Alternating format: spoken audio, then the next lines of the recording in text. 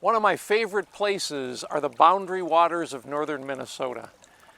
Thousands and thousands of lakes and streams that intermingle all the way through and eventually flow into Lake Superior. Fishing, it's the fisherman's paradise.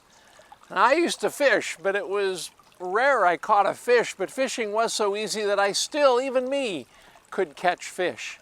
It's an amazing place. It's so quiet. It's so beautiful. The water is so clean.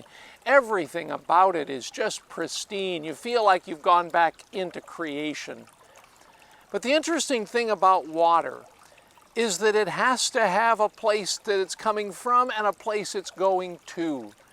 It needs to be running. All of the water of the boundary waters eventually ends up flowing into Lake Superior. And as long as water is moving, it stays clear and healthy and full of life.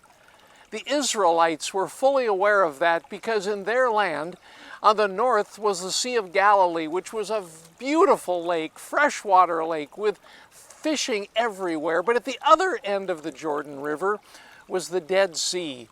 The Dead Sea where there was no life, where there was nothing, because there was no outlet.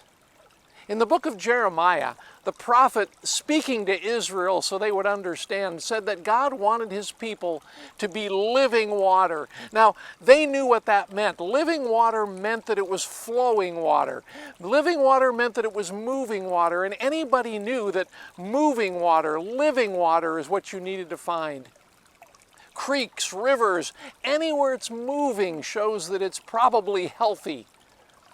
Even in the New Testament, when Jesus is speaking in John to the woman at the well, he talks about giving her living water. She knew exactly what he meant because she knew that that was water that was running, that was flowing. All this was meant to illustrate what it means to be a Christian, what it means to be a healthy Christian, to be living waters. I want to commend our pastors for feeding you well. During this time of isolation, I'm proud of what they've done.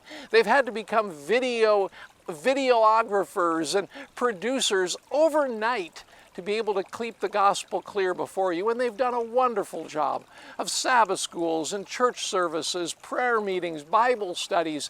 It's been a wonderful time where I believe you as God's people have continued to be fed if you wanted to be, where there was good nourishment. But my concern right now is that there's not a lot to put out. Churches aren't meeting right now. That means nobody's printing the bulletin. Nobody's unlocking the church. Nobody's cleaning the church.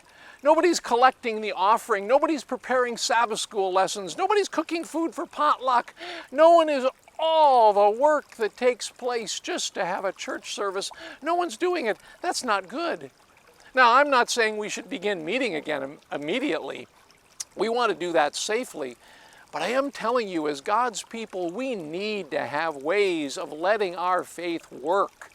We need to find ways to do things for God.